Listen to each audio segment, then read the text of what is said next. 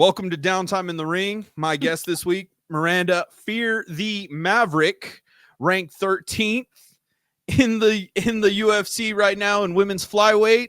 This is awesome. This is actually really cool. I got to do a lot of research. I know probably for most of the time that you do podcast interviews, usually people try to talk about your last couple of fights. I don't really want to get into that just because you've probably mentioned it so many times already, honestly. You're actually pretty inspiring. We're the same age, and getting to see the stuff that you have gotten to do. You're part of two different businesses. You've gotten to try something out. You didn't debut, but I do want to kind of touch a little bit on what you did out in Rocky Mountain Pro. Okay. Just overall, how is this life for you? Did you ever expect this?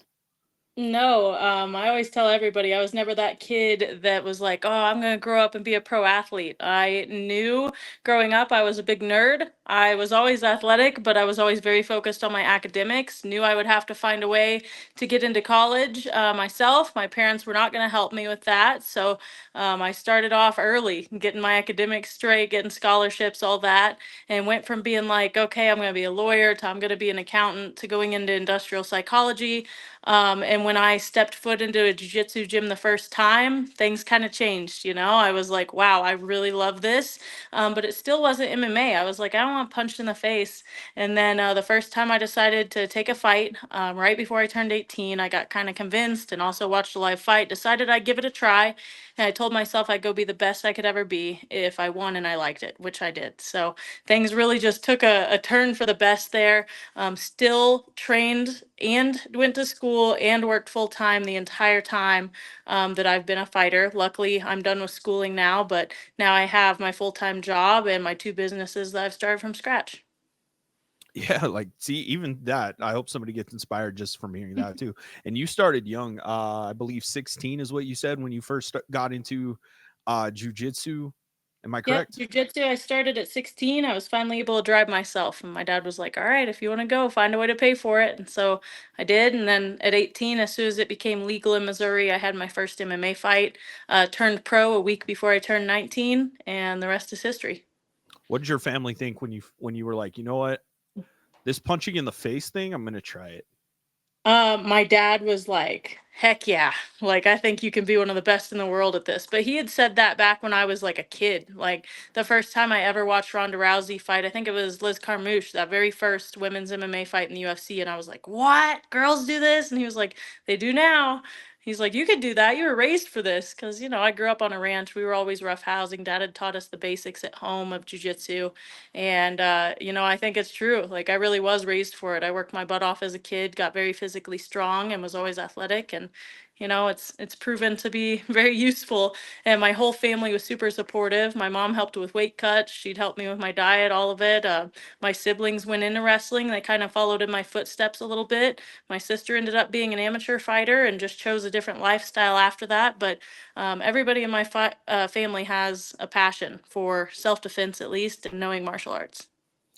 And what does your life look like without combat sports? At least, what do you do in your time without it? And does it feel weird not focusing on a fight, or not training, not weight cutting? What are those off times looking like? Yeah, I stay busy 24/7 whether I have a fight upcoming or not. I tell everybody my life really doesn't change other than the intensity of my trainings. Training still takes full priority no matter what day it is, whether I have a fight coming up or not.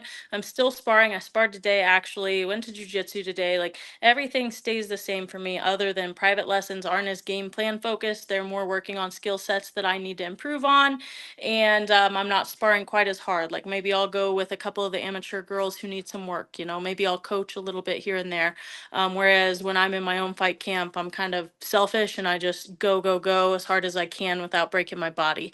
But when I don't have a fight or anything coming up, I get to work on my businesses a little bit more, like on the weekends and stuff.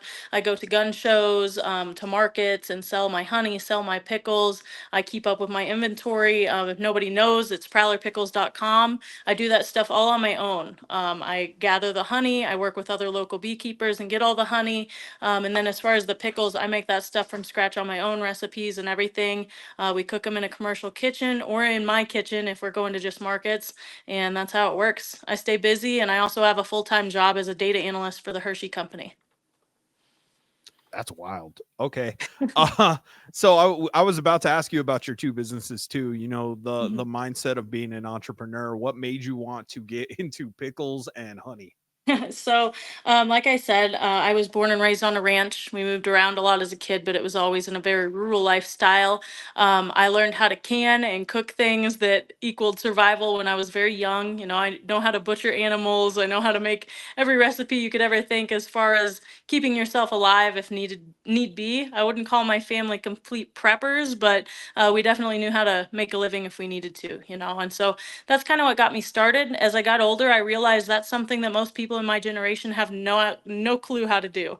And I made pickles one time for my family and was literally posting on Instagram. And I was like, "Look, guys, I'm pickling. Here's pictures of it." And I had a few people that reached out and were like, "Would you sell us a jar? Would you sell us a jar?" And I was like, don't know if it'd be worth it. So I did a little poll, and I had like 30 responses that were like, "Heck yeah, we would. We love pickles." And boom, started my own business the next day. No joke. Like, started making a ton of pickles, selling them, started out in mason jars. Now I have my own label, my own jars, all that. And then the honey, I've been raising bees since I was 12 years old. It was one of the first things I ever spent money on was beehives. We cut down a tree for firewood one year, and there happened to be wild bees in it. And so gathered them, put them in a hive, and slowly grew and grew from there. And that's why I sell Missouri honey, where my family's from. And now I also have hives out here in Colorado. So I sell Colorado and Missouri honey.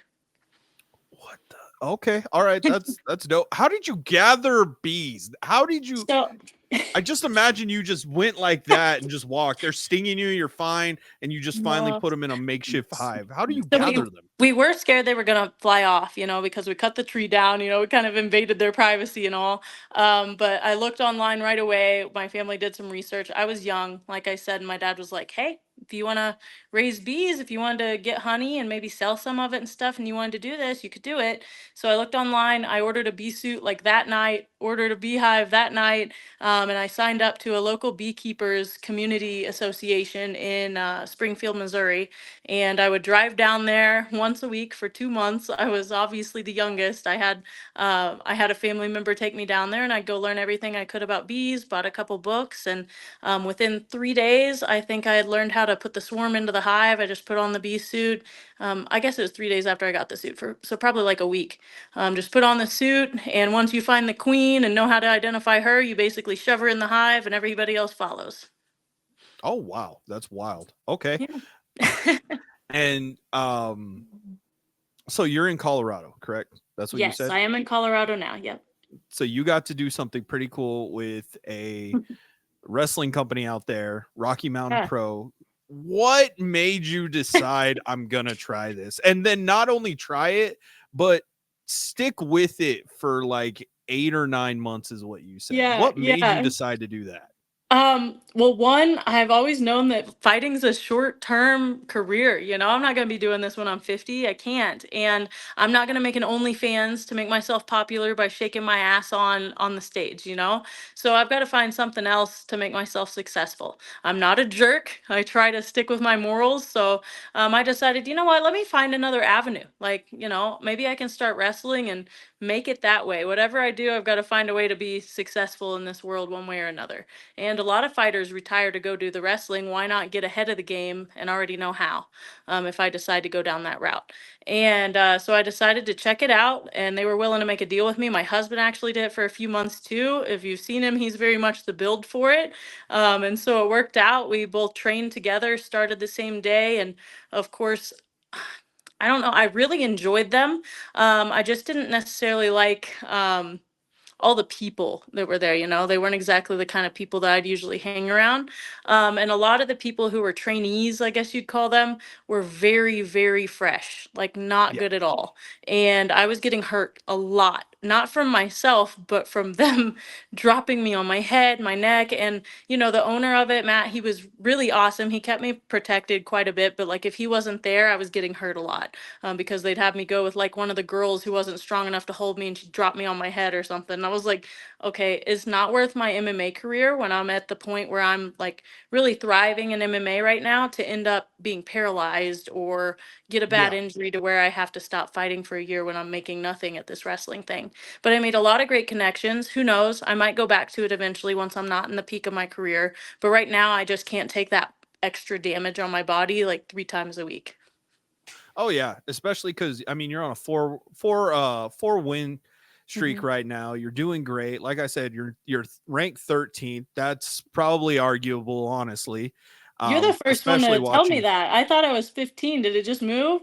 Yeah, it just moved. It Woo! just moved. All right, that's the highest I've been. I'm gonna go like make a post about that after this. Yeah, no, you're ranked 13th. All right. At least that's what I checked before I even started this interview. I checked, Well, made sure there that we you were go then. 13. I mean, I'm going off of you. So if you're wrong, I'm just gonna throw them at you. Okay. All right, cool.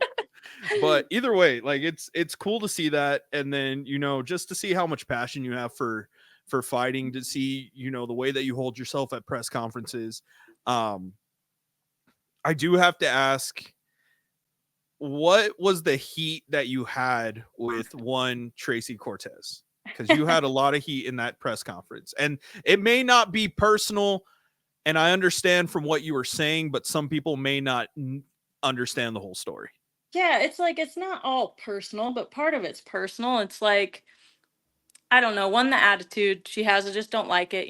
She posts, I'm a Christian, I'm this, then the next time she's cussing and throwing up a storm on some stupid TikTok video. Reality doesn't match what she says. That's part of it. But take that out of the equation as far as the fighting. Listen, this is a business. And if I go into a fight 2 times in a row, ready for an opponent, and both times, whether it be both her fault or not, that opponent pulls out, like, great. Now my paycheck is potentially on the line. And I ended up having to fight a person who wasn't ranked both times in order to still maintain that fight date. That means that I'm not able to negotiate as much for the next fight. I'm not able to up myself up the ladder, which in turn affects my entire paycheck, my trajectory, et cetera, et cetera. So I see it as, why would I take another fight against her? If you go look at Tracy's track record, so to speak, she drops out of as many fights as she takes.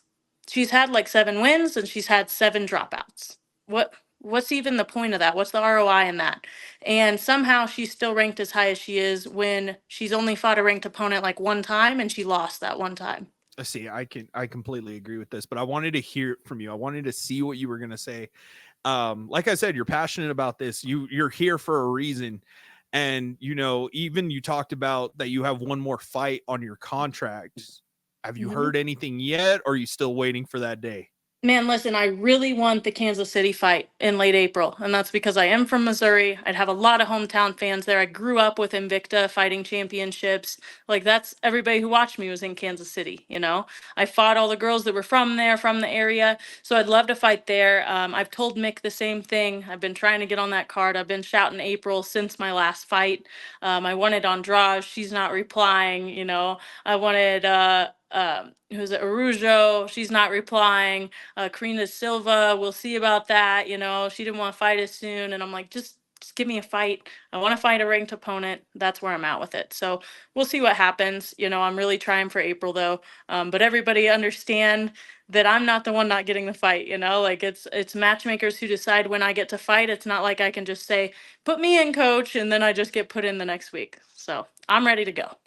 And yeah, I always wondered that how that worked in the UFC, with pitching or asking, Mhm. can I be on this card, or trying to take late Yeah. fights when somebody Part of pulls it's out. So that's an interesting way. Yeah, part of it's a numbers game. They do have to let the roster go through, other people fight and everything. Secondary to that, it's like the higher ranked you are, obviously, the more say that you have. And I think connections have a lot to do with it. They can say whatever they want, but somehow the more popular people get more pull. And by popular, it can mean many different aspects of their personality that lead to that. And it can be unfair at times, but it is what it is. I try to stay ready, be a businesswoman as far as I take the fights when they put them in front of me. I take short notices when they ask me to, and I always tell them I'm ready to go. The higher ranked you get, the harder it is to take short notice fights because you have less dropouts at that level. Yeah. Okay. That's a cool way of just pulling the curtain and be able to hear this. Yeah.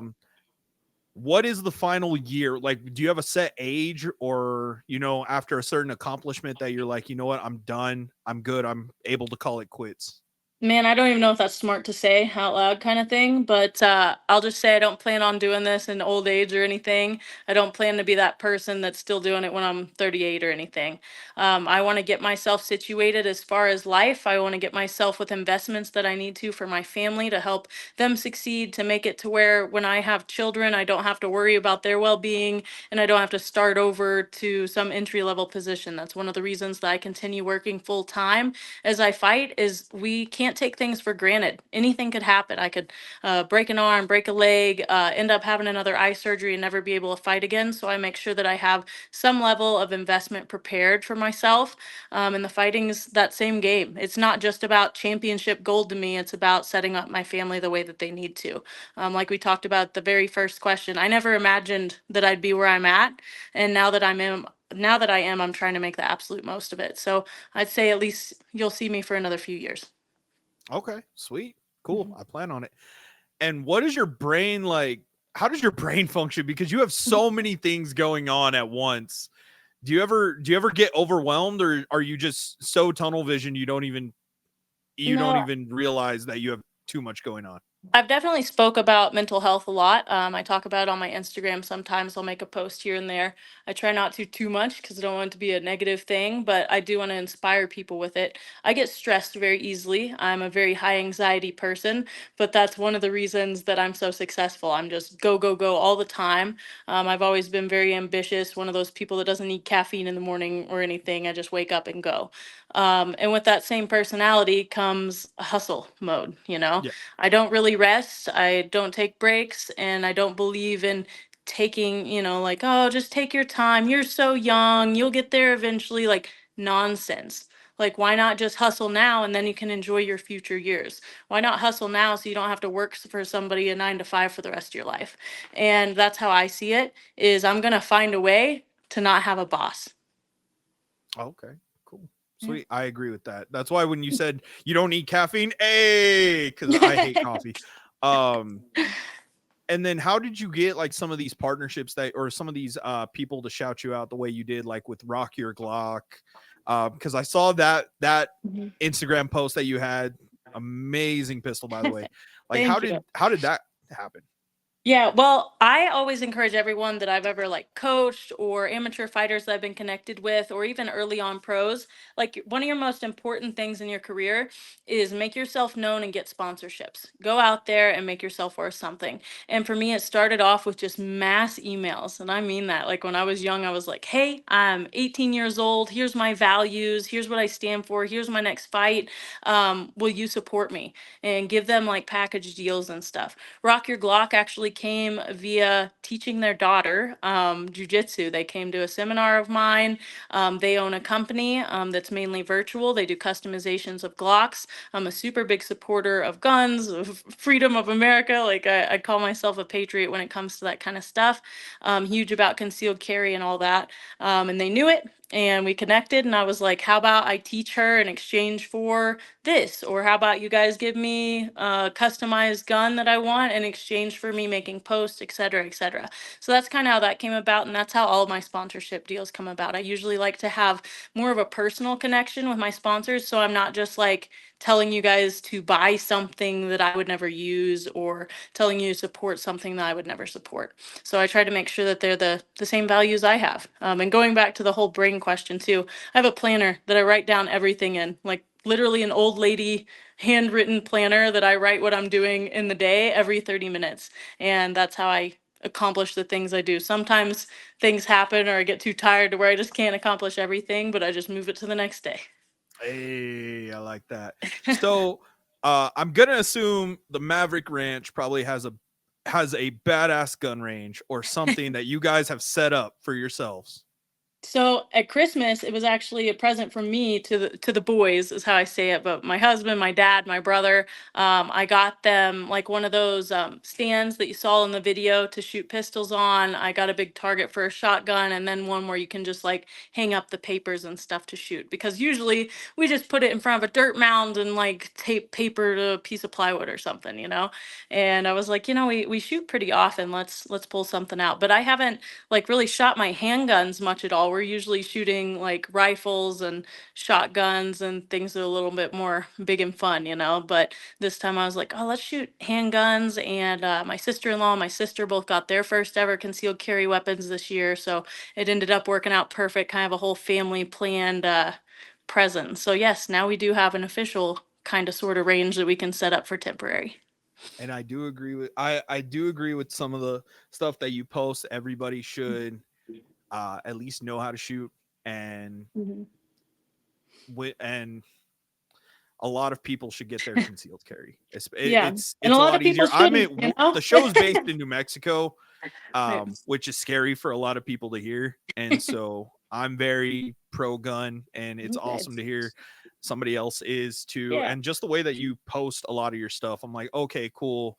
You understand that, these are still dangerous weapons, but they are still fun to shoot if you know what you're doing. Right, exactly. And I do think, you know, it's funny because I won't even talk about them specifically, but I have somebody who really doesn't like guns. They've never had one, just bought a gun. They're learning how to shoot it before they ever use it. And I'm like, it's very important. Like, I think there are some people out there that shouldn't have guns that do have guns, you know, just mental Mhm. capability or whatever else. But then there's a lot of people who are all about protection and protecting others, but they don't have one. And I'm like, okay, so we're going to let the bad people have guns, whether it be illegally or legally, but the good people are just going to stand by and do nothing and say no, no, you shouldn't do that. And I'm like, no, I've never believed in that. Like whether I end up doing it in say a parking lot where somebody's shooting, I don't know if I'd ever get involved in that. But if it's my own family on the line or I need to protect myself, then I will. And I've lived in places where I needed to carry my gun, where I've had to pull my gun. Like there's been some scary situations. And as a fighter, I think it has really taught me that we are fragile human beings. I may be world ranked, but a guy my size that knows what he's doing can still beat me up, you know? Mhm. And that's something that many people don't get. Now, the average man who hasn't trained before, sure, I can probably beat them, but all it takes is a weapon or a lucky hit to the back of the head or something like that, or two people, you know? This isn't Kill Bill, is always how I tell the women that I teach self defense to. I'm not going to just like karate chop people in the throat and have five people laying on the ground crying.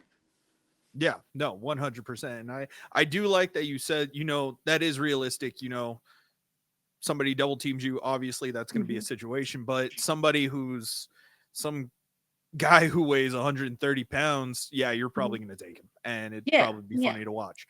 Uh but overall, no, it's great to hear that, and that you're not afraid of these weapons and everything like that. And I've been going through your content, and a lot of it is just fun and relatable stuff, where when we have some of these UFC fighters on, a lot of people are like, oh, I wonder what kind of lives they live. And to have somebody who's just very calm, you live on a ranch, you sell pickles and honey, you're a data analyst for Hershey, which is wild. How did you even get that? Like it's cool to just meet a fighter, and that's very calm and just has a Yeah, very calm thank you. life outside of fighting.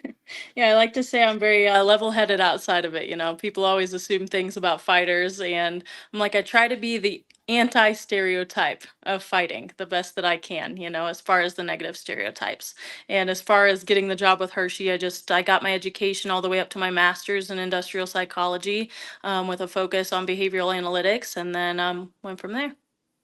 That's wild. That's just so weird. Yes. That's crazy. That's dope though. That's awesome. Thank you. Um, as we begin to wrap up, where can everybody find you? You guys can all find me on any social media: Facebook, Instagram, X, even LinkedIn at Fear the Maverick. So I keep everything the same so that it's easy to find. If you want to check out any merch, I also have my own merch company, whether it be hats or hoodies or t shirts or leggings. It's fearthemaverick.com. You can check it out. And then if you want to check out my pickles and honey, just go to prowlerpickles.com/honey shop if you want to check out the honey part. If you have any trouble with the website, I've been having a couple glitches lately. immediately I need to fix, just message me. I'll help you out. I'm super personable. If you guys message me, I'll message back as long as it's appropriate. So at Fear the Maverick, and go get yourself some pickles and honey. All right. Ladies and gentlemen, this was our conversation with Miranda Maverick. Thank you so much.